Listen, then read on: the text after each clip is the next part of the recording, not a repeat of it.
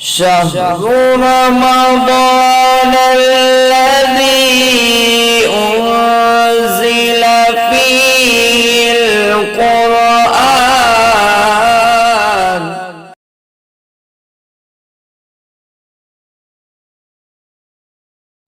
اعوذ باللہ من الشیطان الرجیم بسم اللہ الرحمن الرحیم۔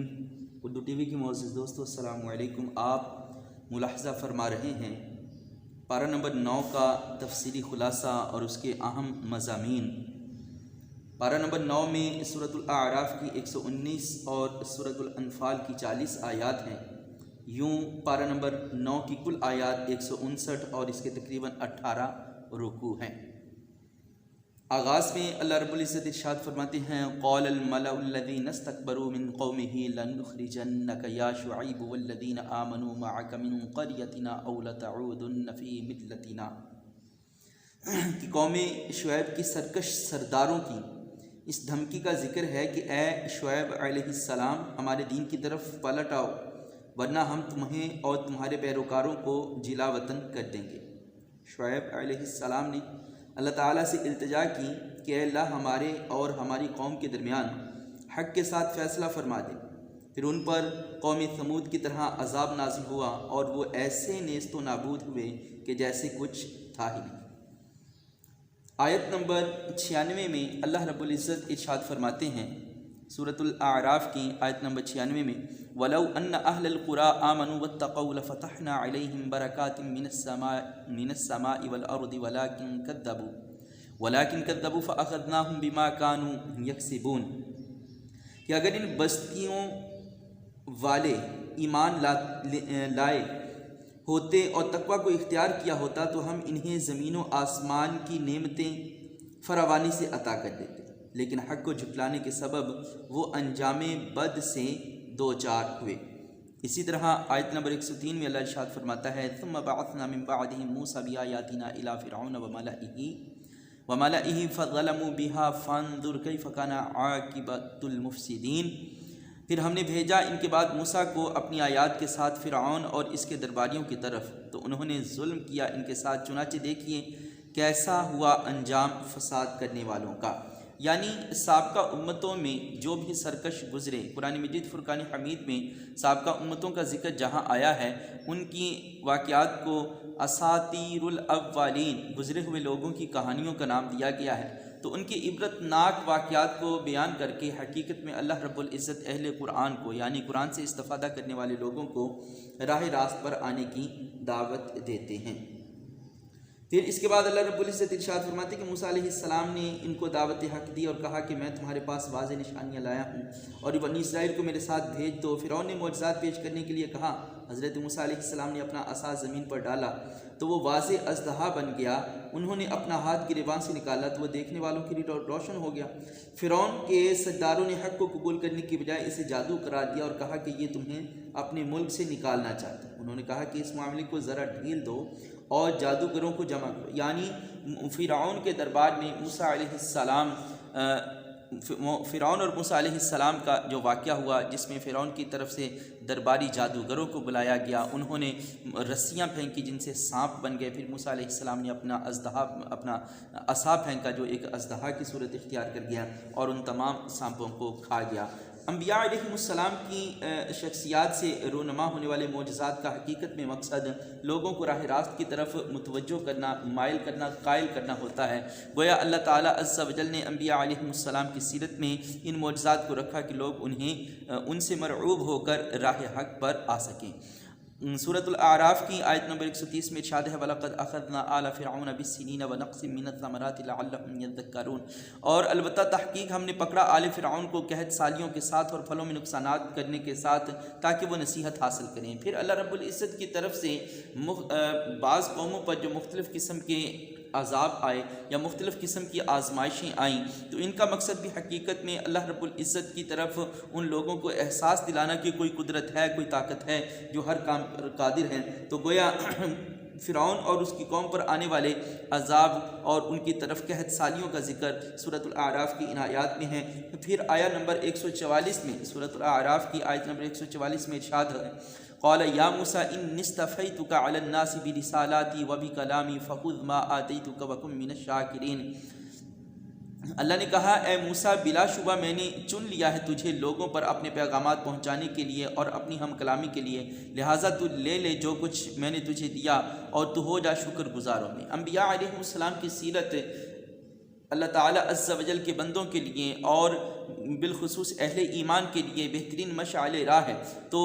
سورۃ الاعراف کی اس آیات سے یہ معلوم ہوتا ہے کہ حضرت موسیٰ علیہ السلام اللہ تعالیٰ سے ہم کلام ہوتے تھے اور اللہ تعالیٰ اپنے برگزیدہ بندوں کو شکر کرنے کا حکم ارشاد فرماتا ہے۔ گویا یہاں اللہ پاک حضرت موسیٰ علیہ السلام کو شکر گزار بندہ بننے کا حکم ارشاد فرماتے ہیں۔ پھر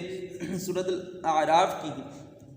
آیت نمبر 151 میں اللہ رب العزت ارشاد فرماتے ہیں قال رب اغفر لی ولی اخی وادخلنا فی رحمتک وانت ارحم الراحمین۔ موسیٰ علیہ السلام نے کہا اے میرے رب تو بخش دے مجھے اور میرے بھائی کو اور داخل فرما ہمیں اپنی رحمت میں اور تو سب سے زیادہ رحم فرمانے والا ہے۔ اللہ تعالیٰ عز و جل نے قرآن مجید فرقان حمید میں موسیٰ علیہ السلام کے واقعات کا ذکر کیا اور موسیٰ علیہ السلام کے بھائی حضرت ہارون علیہ السلام کو ان کے ساتھ معاون بنایا گیا۔ یوں اللہ رب العزت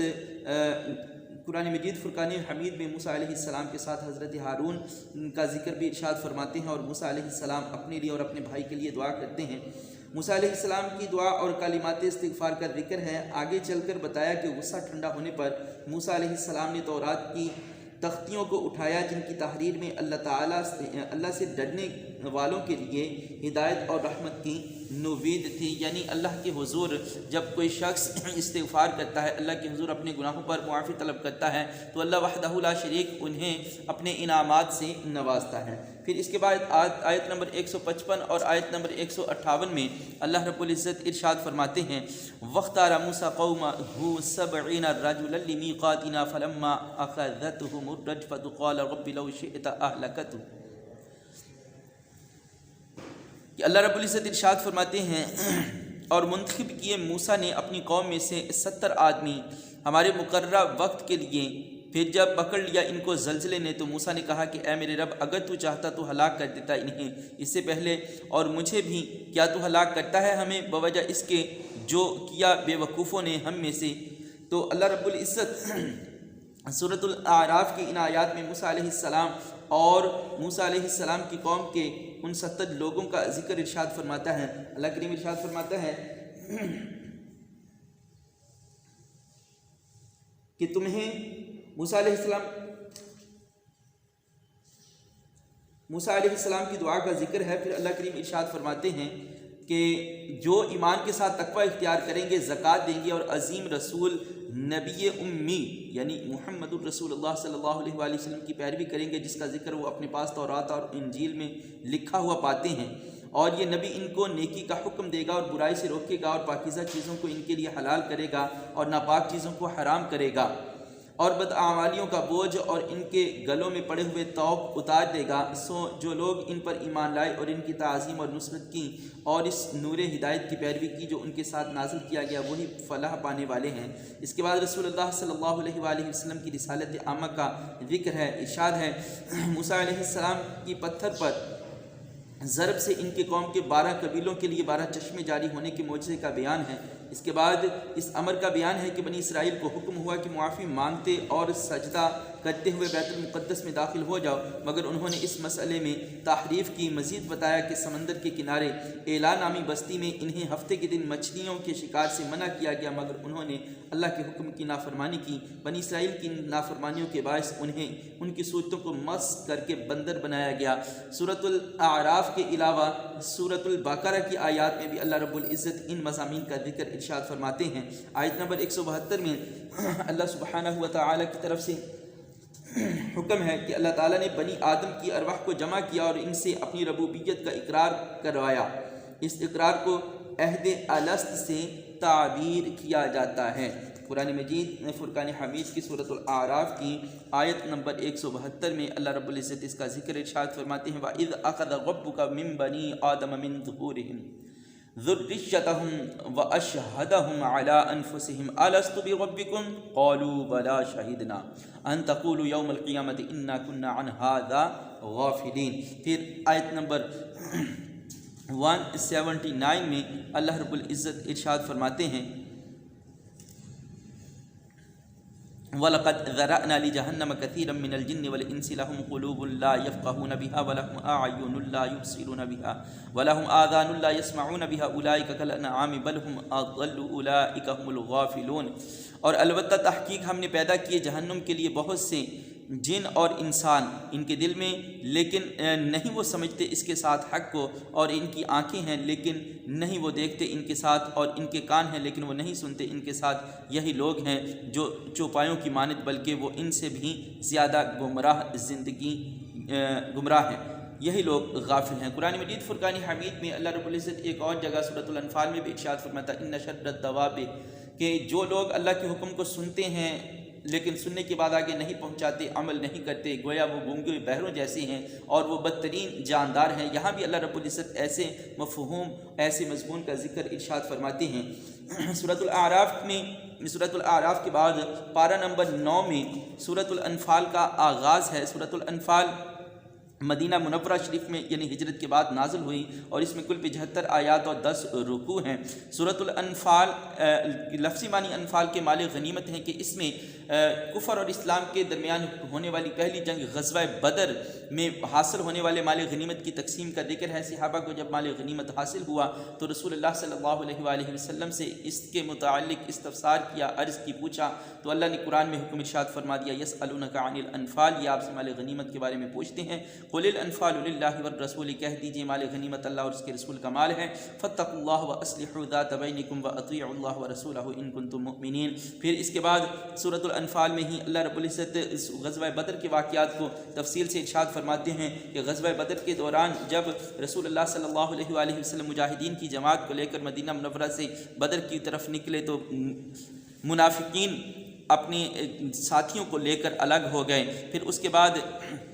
اللہ رب العزت نے میدان بدر میں پہنچ کر اہل ایمان کی مدد فرمائی، بارش نازل فرمائی جس سے موسم خوشگوار ہوا، اہل ایمان کی پانی کی ضرورت پوری ہوئی، انہیں تسکین میسر آئی، گویا ان کے دلوں کے جذبات میدان بدر کے اندر جنگ کے لیے اور زیادہ بڑھ گئے۔ اللہ کریم اس کے بعد غزوہ بدر کے واقعات کو تفصیل سے ارشاد فرماتے ہیں۔ غزوہ بدر میں رسول اللہ صلی اللہ علیہ وآلہ وسلم کو، اہل ایمان کو اللہ کی مدد حاصل ہوئی، اس کا ذکر ہے۔ پھر ارشاد ہے کہ رسول اللہ صلی اللہ علیہ وآلہ وسلم نے مٹھی بھر کنکریاں پھینکی، اس کا ذکر ہے فلم تقتلوہم ولکن اللہ قتلہم وما رمیت اذ رمیت ولکن اللہ رما، کہ ان کو تم نے قتل نہیں کیا، اللہ نے قتل کیا، اور وہ جو کنکریاں اے محبوب آپ نے پھینکی وہ آپ نے نہیں بلکہ حقیقت میں اللہ نے پھینکی تھیں۔ پھر ارشاد ہے یا اے ایمان والو اللہ اور اس کے رسول کی اطاعت کرو، اور